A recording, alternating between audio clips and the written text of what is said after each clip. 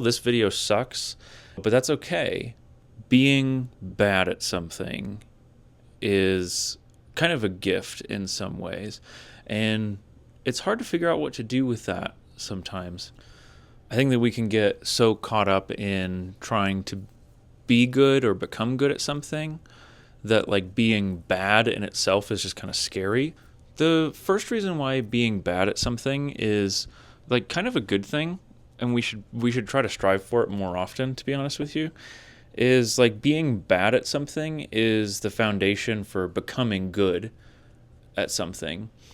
And there's like a phenomenon. The thing about being bad at something is that it means you're doing something beyond what you're good at. I know that sounds obvious, but I think where people tend to forget that being bad at something is a good thing is that like if you're already good at something, then just continuing to do the thing that you're good at in the way that you're good at it doesn't provide you any opportunity for growth, or hardly any. Like you'll probably still get better at that thing you're doing, but really pushing yourself to be bad at the thing that you may already be good at is also a good thing.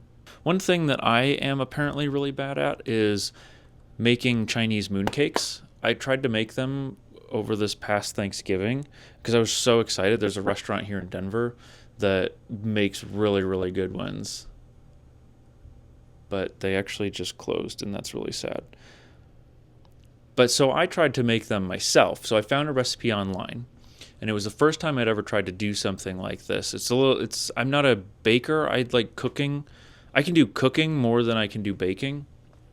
And so these things took me, your mileage may vary, but they took me like 6 hours to make just because of how slow I am and how bad I was at it, and just the way that some of the things you have to do just take a while, like letting the dough rest and all that stuff, and then forming it into the molds and kind of going about all of that and filling them properly. And I just really put a lot of time and care into it. And I was really, really happy with how they looked. They smelled pretty good. When they came out of the oven, I was so excited. And the thing with mooncakes is that after you like bake them and pull them out of the oven, you have to let them sit like wrapped in saran wrap or something. And I know there's other methods and stuff to do that, but that's what I did is I just wrapped them up in saran wrap and then left them overnight so they could soften up because they need to get like squishy. The next day I woke up, and it was the first thing I did in the mornings. I ran downstairs to where I had been keeping my mooncakes, and I cut into it, and I took a bite. I instantly threw out the entire batch. And it was probably the worst thing that I put in my mouth in a while. Like, it was really bad. I was supposed to bring them to Thanksgiving dinner with a bunch of people, but I was not about to even have them come close to the atrocity that I had made. And looking back, I was really bad at making mooncakes, but I had a really good time with the process. And what I gained from that super poor attempt is now I know some of the mistakes that I made. Like, for example, you can roast me in the comments for this, but I like tweaked the recipe to kind of like be a combination of two recipes that I found, which is not how baking works, like just generally, like I know that, but I think that's also just another sign of how bad I am at baking and why I gravitate more towards cooking, because you can do that with cooking. Just sub some ingredients, change some things around, change the amount of stuff, and you're good to go. But for baking, that's not how it goes, and it resulted in me having a very poor experience with the end result of my mooncakes. But the process itself was really good. And I think that that's kind of like the second thing that being bad at something allows us to focus on, is when we're bad at something, like we can kind of detach ourselves from the outcome. Like, I knew that I wasn't going to be making really good mooncakes. I didn't think I was going to be making mooncakes that were that bad, but I knew I wasn't going to make the best ones. I knew they weren't going to be the same as the ones I had in the restaurant.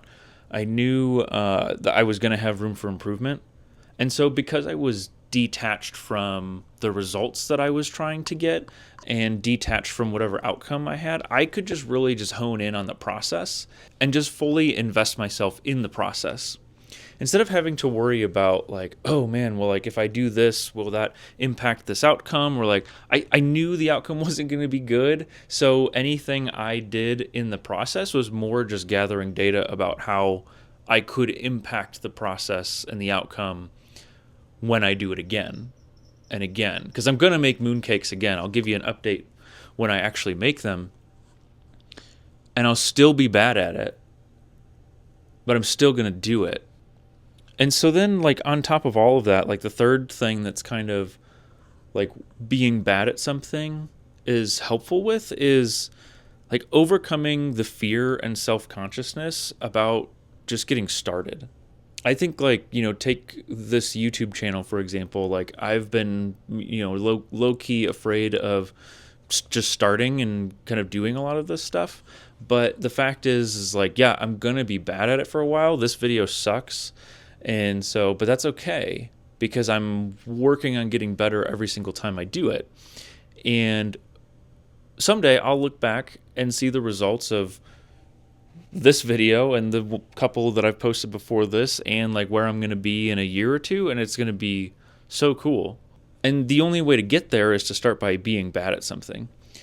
And so kind of relating this back to, you know, thinking about how you can apply this to your work and your life, I think in our work, we tend to get scared at a certain point because we start to become proficient and good at our work. And then the fear starts to set in that might change and that we might end up being bad in some way. And I think that that's just kind of a natural part of the process of like having a job and doing work that matters, is figuring out how to allow yourself the space to be bad at some things so that you can get better in more aspects instead of just sticking strictly with the things that you're already good at. I think like venturing out into something that you're bad at can be really beneficial. And so I think like moving forward today, this week, next week, whatever, you know, find something in your work or your life that you can be bad at with the goal that you'll get better, but just being okay with being bad and just sitting with that. In the same way that we were sitting with boredom in the other video, just practicing that skill is going to allow you to kind of like up your game in a way that you can't unless you build the ability to be okay with being bad at stuff and be okay with, you know, some level of failure, some level of embarrassment, some level of like that voice in the back of your head telling you you're trash and it being kind of right, but you're okay with that. And for me, I'm just gonna continue to be bad at making these videos, but I'm gonna keep making them anyways. And this is, what is this, day 5 of my 75 hard YouTube edition challenge. So here's to day 6.